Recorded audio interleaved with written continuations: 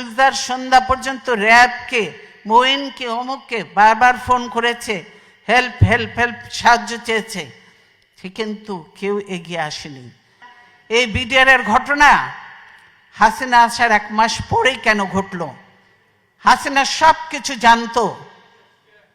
4 জনে সেদিন ডিনারে কেন যায়নি? এটা চলে এসছে। এর আগে আমি ছিলাম, আমি গিয়েছি, হাসিনা ছিল, হাসিনাও গিয়েছে। এইবার কেন হাসিনা গেল না? তার পরের দিন কেন ঘটনা ঘটলো? হাসিনা এবং মঈনুদ্দিন এটা জানতো এবং তারা এর জন্য দায়ী, এটা মানা যায় না। কাজেই হাসিনাকে একদিন জবাব দিতেই হবে এটার জন্য। 57 জন, হ্যাঁ আমি ক্ষতিগ্রস্ত হয়েছি, আমার ছেলেদের ইয়ে হয়েছে, তারপরেও আমি বলবো 57 জন ভালো ভালো অফিসার কিভাবে মারা হয়েছে তা চিন্তা করা যায় না। তাদের পরিবারদের সঙ্গে যে আচরণ করা হয়েছে সেটা চোখে দেখা যায় না। আমরা 57 জন অফিসারকে ই করে কাউকে পুড়িয়ে ফেলা হয়েছে, কাউকে গার্বেজের ভিতর দেওয়া হয়েছে, কাউকে আর এর সঙ্গে জড়িত ছিল আরো। আপনারা জানেন যে একজন ছিল, সে র্যাবে আমরা নিয়েছিলাম, লোকটা খুব ভালো ছিল, শায়েক আব্দুর রহমান ছিলেন, গুলজার আপনারা জানেন।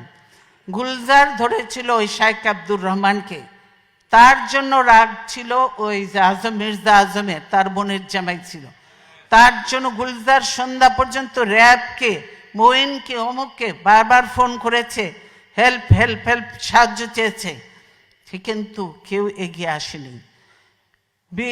কি বলে, র্যাব আর্মি যে বসে আছে কিন্তু পারমিশন পাচ্ছে না, র্যাব ঢোকার পারমিশন পাচ্ছে না। পিলখানায় যদি তারা ঢুকতে পারতো, আমি মনে করি এরকম নয়, 2-1 জন মরতে পারতো, তো সব অফিসারকে আমরা বাঁচাতে পারতাম। দেশের এটা ছিল অ্যাসেট, আজকে দেশকে ধ্বংস করে দেওয়া হচ্ছে, আর্মিকে শেষ করে দেওয়া হয়েছে।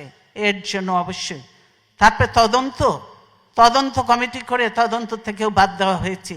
এমন সব লোকজন দিয়ে তদন্ত করতে যাকে দেয়া হয়েছিল সেটা তাকে করতে দেয়া হয়নি। তারপর সে তাকে বাদ দিয়ে আরেকজনকে দিয়েছে, দলীয় লোককে দিয়ে ইয়ে করে কোনো রকম নাম কাস্তে লোক দেখাতে হবে, সেটা করেছে। কে করেছে? তাদের লোক। এইটা বুঝতে পারছেন। কাজে বিডিআর ঘটনার সঙ্গে হাসিনা এবং মঈনুদ্দিন সরাসরি জড়িত। তারা এদেরকে নিয়ে একসঙ্গে শেরাটন হোটেল থেকে খাওয়া এনে খেয়েছে। তাদের যে তখন একজন ছিল, কি দিদি ছিল না কি ছিল, কি নাম, তৌহিদ তখন কোথায় ছিল? হাসিনার ওখানে ছিল না? নিজের পরিচয় দিয়ে গেছে, একসঙ্গে খাওয়া দাওয়া করেছে, সব কিছু করেছে, ভালো কাজ করেছে, বাবা দিয়ে পাঠিয়ে দিয়েছে। এই হলো অবস্থা। কাজে শুধু এই ঘটনা নয়, হাসিনা অনেক কিছুর সঙ্গে জড়িত এবং বর্তমানে যে জঙ্গি তোলা হচ্ছে বিদেশিদেরকে ভয় দেখানোর জন্য, যে এই দেখো আমি ক্ষমতা থেকে গেলে এই দেশে জঙ্গিদের উত্থান হবে, এই দেশে এইভাবে মানুষ হত্যা হবে, হবে। সেই জন্য তারেক বলেছে, আমি আর বলবো না।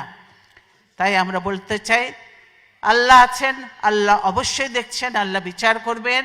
এবং আপনাদের বলবো যে আপনারা সকলে বুদ্ধিমান, বিবেকবান, শিক্ষিত এবং এমন এক দেশে আছেন যে দেশে গণতন্ত্র, মানবাধিকার সব কিছু আছে এবং এদের কতগুলো সিস্টেম যে এত ভালো লেগেছে আমার কাছে।